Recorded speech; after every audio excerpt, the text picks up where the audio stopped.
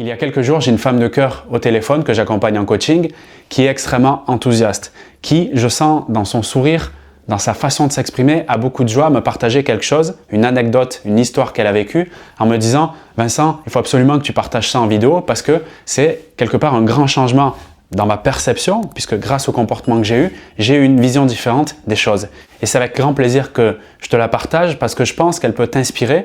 Pourquoi? Parce que dessous, elle contient un message fort, une idée qui fait toute la différence dans le cadre de la séduction avec un homme.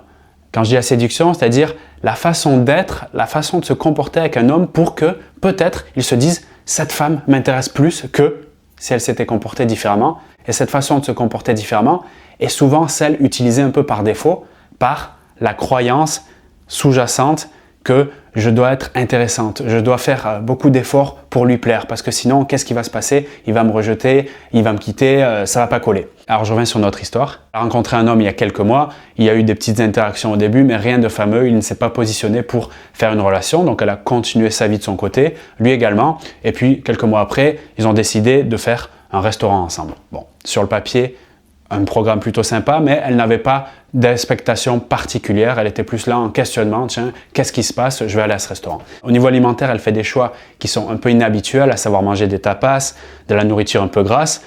Même si la connexion est forte, il y a une bonne fusion, une bonne rigolade, c'est plutôt fun, c'est sympa. Elle commence à sentir des douleurs, un sentiment un peu désagréable au niveau de son estomac, au niveau de sa digestion, et ça commence à perturber quelque part le repas. Et malgré la bonne ambiance générale, au moment de quitter le repas et de rejoindre le parking et la voiture, elle décide d'aller vomir, donc de passer un certain temps dans les toilettes avec tout ce que ça incombe, le mal-être, les odeurs, etc. Et en retrouvant cet homme, instantanément et durablement pour la suite de la soirée, elle voit le comportement de cet homme changer dans le sens où il retrouve une sorte, il l'avait déjà, mais il retrouve une sorte de bien-être, de lumière, d'aisance, quelque chose comme si c'était un petit enfant qui venait de s'exprimer à 100%, en gros, qui rayonne et rayonne surtout en la voyant. En la voyant comment?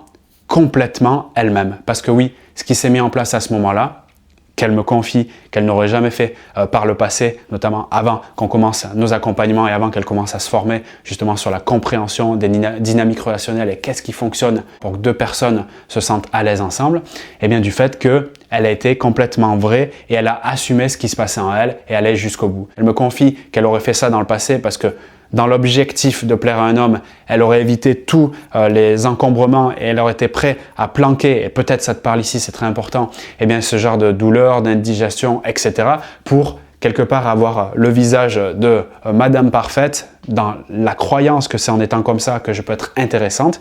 Et là, le gros shift, le gros changement, c'est je laisse tout aller, littéralement, j'exprime finalement qui je suis à 100%, y compris cette partie de vomir si ça ne va pas au niveau de mon estomac. Et en gros, en étant pleinement vrai, en étant pleinement soi-même, c'est là que ça a ouvert ce rayon à lui à s'exprimer de cette façon. Souvent, je parle, tu sais, de cette réciprocité naturelle, c'est-à-dire que en donnant de ma personne, c'est le cas ici, en étant qui je suis vraiment, eh bien, ça permet à l'autre, parce que c'est ce comportement que lui, il capte, de se dire, bah tiens, après tout, elle ose, parce que c'est le mot, elle a l'audace, elle ose être comme elle est, pourquoi je ne le serais pas moi-même? Et du coup, ça libère ces énergies cristallisées de peur, de doute, d'angoisse. Mais qu'est-ce qu'on va penser si je suis comme ça? Mais qu'est-ce qu'on va penser si je vomis dès le premier repas, etc. Non, tout ça saute et ça enlève en fait ce masque social. Ça permet de se libérer et de créer cette vraie connexion. Parce que là, on est sur une connexion extrêmement forte, intense, profonde. Cette connexion authentique qui fait la différence.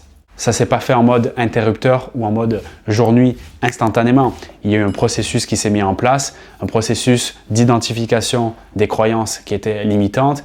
En plus de ça, donc, des questionnements sur comment je peux solutionner ça en faisant des actions qui soient accessibles tout de suite et qui me permettent justement de modifier cette croyance qui est souvent très ancrée, surtout quand elle vient de l'enfance, de l'adolescence, où c'est les parents qui ont injecté ce type de message fort, donc, sur lequel est parvenue une identité donc du coup qui est difficile à enlever, et à partir de là commencer à implémenter ce type d'action. Et là justement, moi je pense qu'en tout cas dans ce type d'exemple, quand il y a la symbolique que je vois derrière, qui est un rejet total comme ça du corps, tu sais, là pour le coup c'était de la nourriture, le message que je vois derrière c'est je rejette l'idée d'être différent de qui je suis vraiment. Je vais oser, montrer la personne que je suis, la belle personne que je suis, parce que je crois que chacun d'entre nous est une belle personne.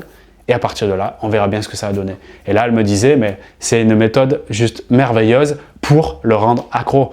J'ai rarement vu une façon de me comporter qui avait autant d'impact dans sa façon à lui de me voir, de me percevoir et après de me solliciter. Parce que clairement, c'est quelqu'un qui s'est comporté après avec l'expression de sentiments, de plaisir d'être ici, ce qu'il ne faisait absolument jamais. Et ce que peu d'hommes finalement vont faire dans ce genre de cas.